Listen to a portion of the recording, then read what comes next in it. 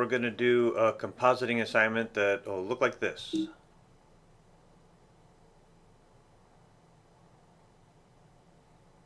So let's get started. First thing we'll do is we'll go up to our assets and we will pick the falling background and we'll drag it to the composition button, which will make our footage the length of the composition. And we have two truck passes, and basically it's this second one right here that's going to do the damage to our dude. And so we'll just kind of hover right around there for the smacking. And then we will grab our falling foreground.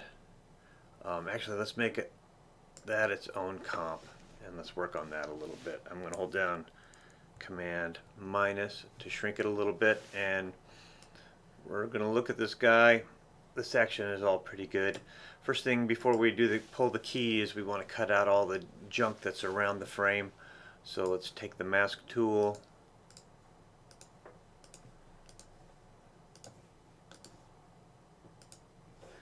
and we will hit M and we'll tell it to subtract. And we will do the same thing over here.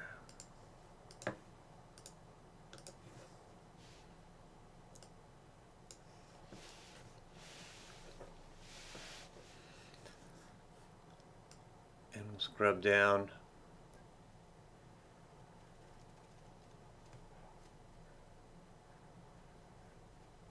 And I happen to know that this dark line here is going to be kind of tricky to key out because there's a little too much of it. So we're going to make a mask there. We are also going to make it subtract, and we are going to keyframe mask path so that we can change its shape. And I'm going to hold down Command key, and that'll open up this tool. I'm going to click and drag and just select these two guys so that we can move them when we need to. So, alright, we've got our first keyframe right here on that mask path. At this point, we can pull it forward. But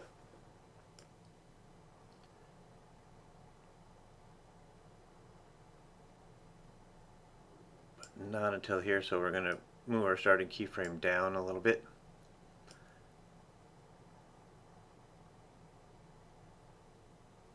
Okay, and I'm going to hold down the Command key again, and we're going to drag that back as his hand passes back.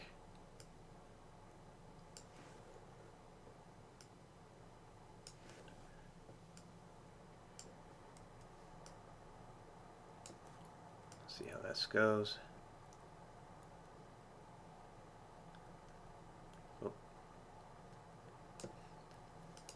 This mask holds till about there, so I'm going to just copy and paste it, Command C, Command V, and then we can just drag this back a little bit more.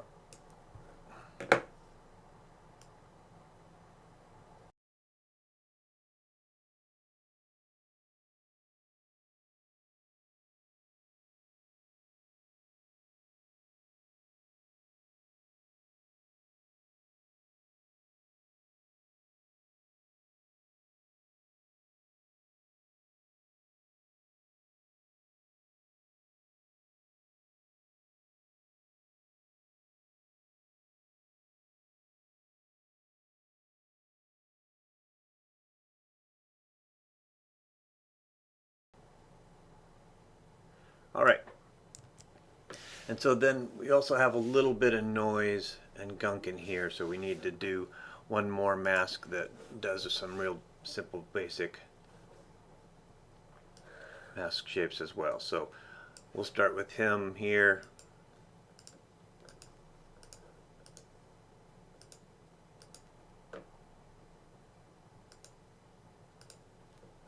And we'll make that subtract as well.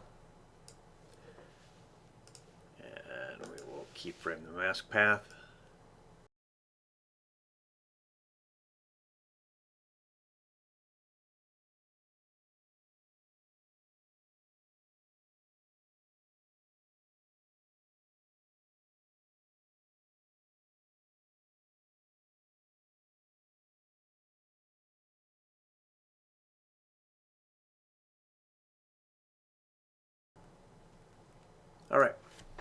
So that covers all that action.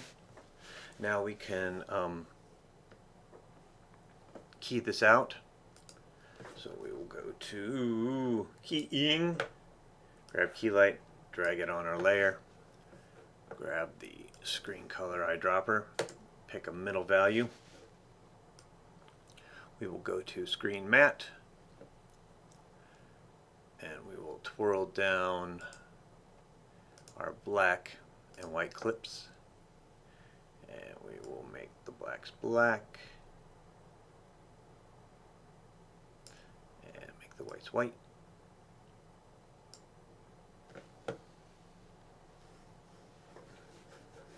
And we will turn to final result, and we will go back to our original footage, gold falling background, and we will let's pull those guys out of there. So we'll take our falling foreground, we'll drop it on top of the falling background, and I'll hit return here, and we're going to rename this falling man final. So we want to once again we want to line it up with this truck, and so our shot can end about here. And the first thing we'll do is keyframe the end position. So what we'll need to do is we will need to make our foreground three-dimensional, and we want to grab the anchor tool, and we want to put that on his belly button so that if we need to rotate him, it'll look natural. With this layer selected, I'm going to hit P, and I'm going to drag right until our guy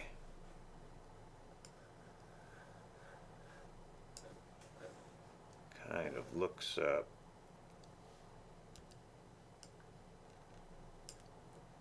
like he's in a believable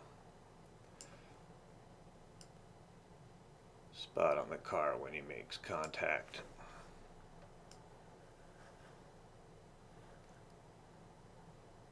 So I'm going to keyframe that position, and then we will come back to the beginning of our shot, and we are going to lift our guy up.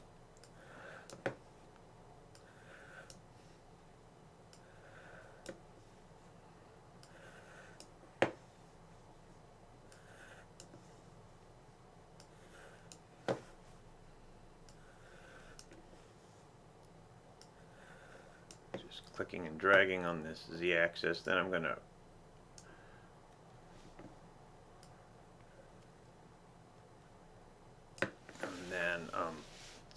then I want to rotate him. So I'm not sure which rotation we're going to use, so we will do them all and drag them to the end for the moment. And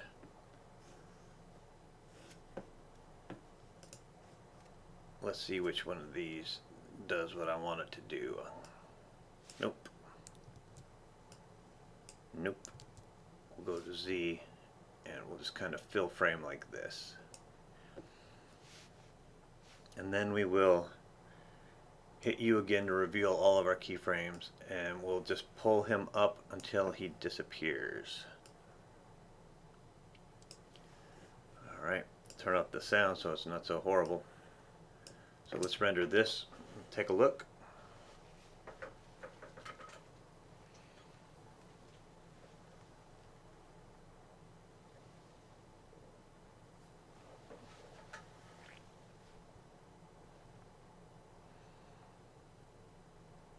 Okay, so it takes way too long for him to fall, but I do like the point of impact at the end.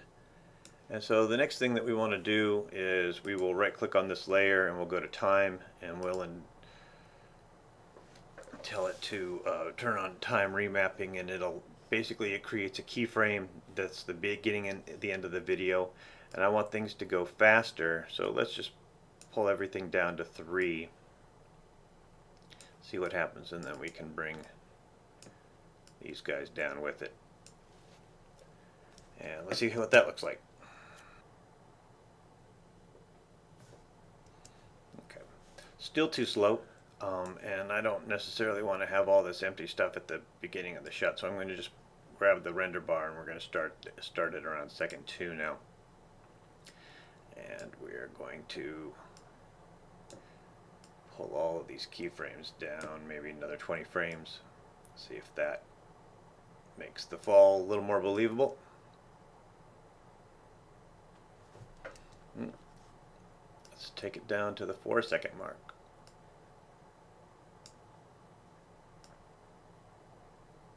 Okay, and that's 2 keystone cops for me. So let's go ahead and drag it back a little bit. All I'm going to do is just pull this guy back a little bit and see what happens. I'm going to say that works.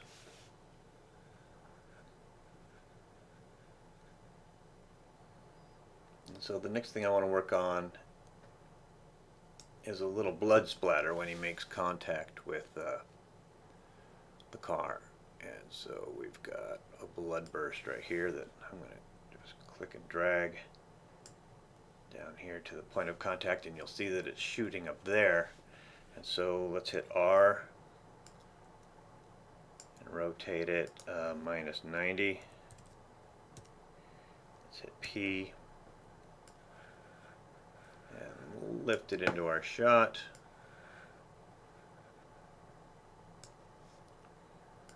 And we'll position it.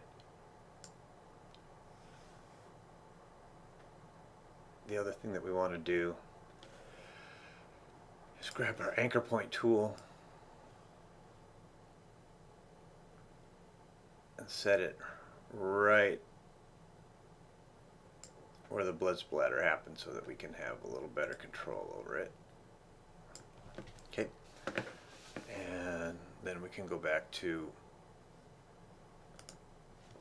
the selector, and I want to hit scale and just shrink down the blood just a little bit. Oh, the next thing that we have to do is we got to take our dude and we're gonna create a keyframe right there. I'm gonna right click on it. We're gonna make it a hold keyframe so that he's a freeze frame, and then we can drag him down, and then we're gonna follow the car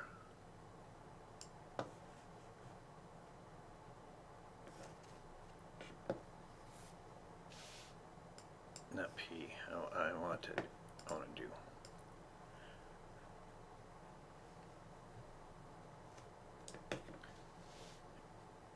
and we'll get him right to the end of frame. Drag that keyframe there so that it stays with it. So our guy will kind of end right about there, and then I can hit Shift Command D and delete that up. And so then our blood splatter needs to travel down with him. Looks like it wants to go right a little bit, and I want it to start fading out about halfway through here, so I'm going to hit T for opacity. I'm going to hit U now so I can see all those keyframes, and just past it we will set the opacity to 0. Let's see what that looks like. Alright, next thing we want to do is create a shadow, which adds a ton of believability to our image. So I'm going to hit Command D, and I'm going to click on this, and we're going to call it shadow, and we're going to go to color correction, and we're going to take hue saturation, and we're gonna pull out all the saturation, pull out all the darkness, and I'm going to hit A. I don't want to mess with any of the keyframes because the shadow's going to move with the keyframe positions you have. So how I'm going to move them is just with the anchor point, because that's not keyframed, and that will give us a sense of where we want them to be. And actually, I know that I want his shadow to end right about here. And so let's now color correct our shadow so that it feels like that. Let's hit T, and we don't have any opacity keyframes, and so we'll just bring down the opacities, a little bit of the density of the shadow. Go to blur, and we'll take Gaussian blur, drag that on our shadow, and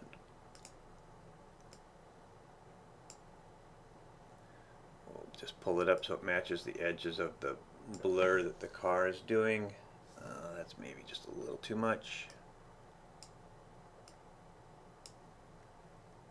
Okay, something.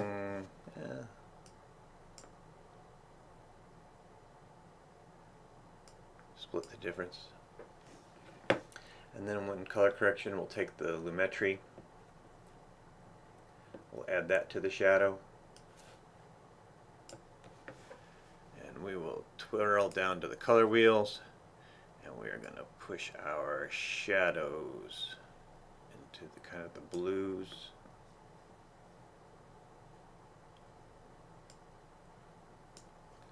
And then we will mess with the brightness until it gets married into the shadow that we have in there.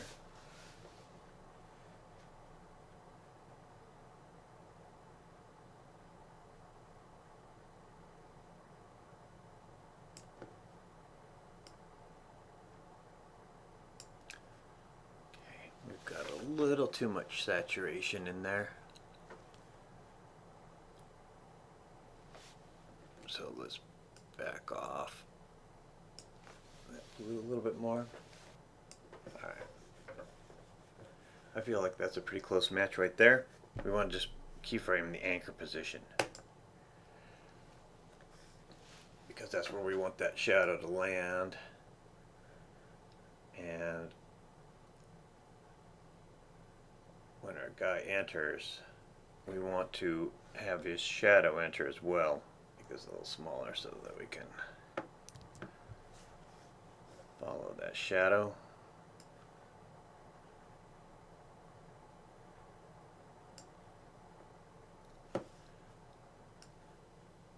Okay. So I want to pull that shadow to the left.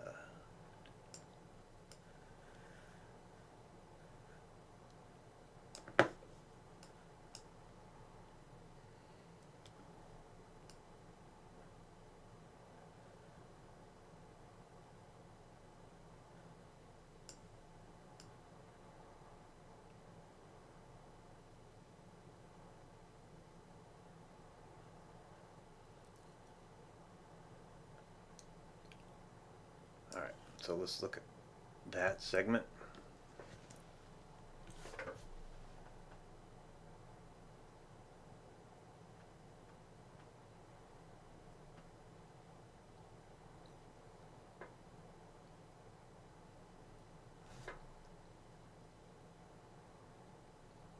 Okay, and so this shadow doesn't feel far enough away, and I want a more sense of depth. Let's go ahead and just push it back in the Z space.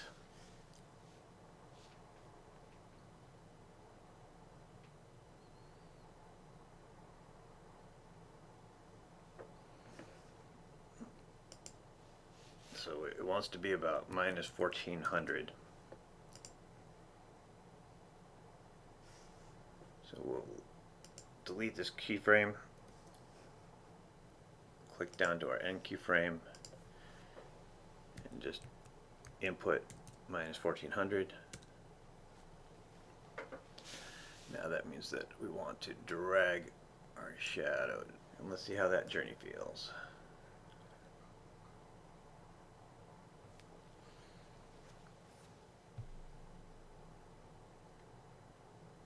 Alright, that feels pretty good. And I'm just going to shorten up the end of the shot, the end of our render. Right there. So the next thing that we want to do is we want to blur that fall. So we will click the shadow and the foreground layers. We want that to blur and make sure that this blur is highlighted so that we can see. And what that should do is that Z-space rotation and the Z-space motion should kind of blur the edges of our guy a little bit and make him feel like he's a little bit more part of the image.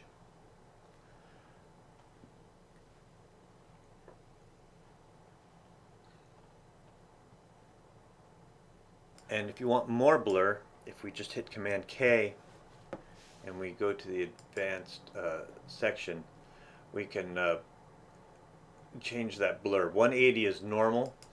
If you want it sharper, you could punch in something like 90, but 90 is going to make it a little less realistic because what we're trying to do is soften his edges so it feels more like he's part of the picture. And so I'll hit Command K again, and let's go past the normal 180 and let's see what 245 looks like. And I'm going to keep that because it feels to me like he's more part of the picture. Next thing I want to do is color correct. So we'll go layer, new, adjustment layer, hit return, call it CC, and we'll add a Lumetri to that. And we will go into creative, and for this one I've decided I want to pick SL Bleach HDR. And then let's pull back the saturation a little bit. And let's warm up the road just a little bit.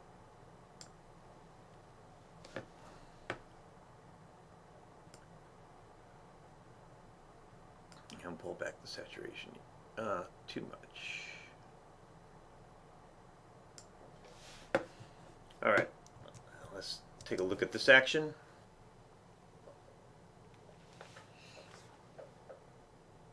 As you can tell, we've kind of got this seat shadow here, so without having to go in and creating a mask, I'm going to just see what we can do to make it less noticeable. And so what I want to do is go back into the blur section, and I want to drop camera lens blur on top of our guy. And at this point is when I want him to be sharp. So I'm going to hit 0, and I'm going to set a keyframe. And if I hit U, we'll see that there's the keyframe right there. And then we'll go back to his entrance.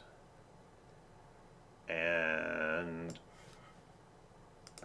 there we'll make it a 5 pixel change. And I'm going to ease this.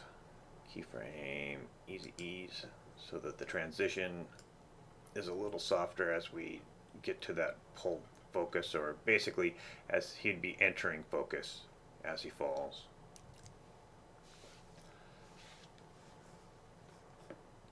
And so that really didn't help the seat, so we've got to go back into our original, and we're going to have to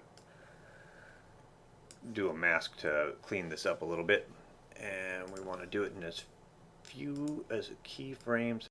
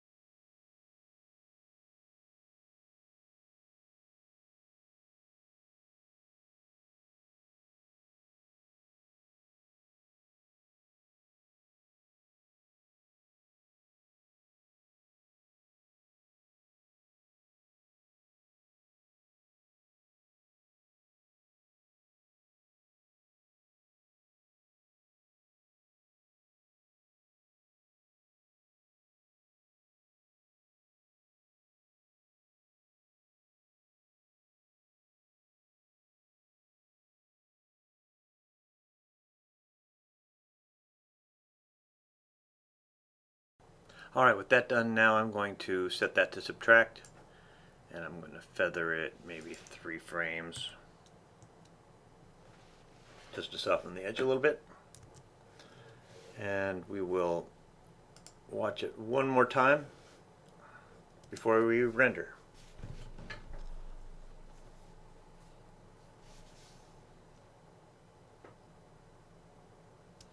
Alright, so we'll render that,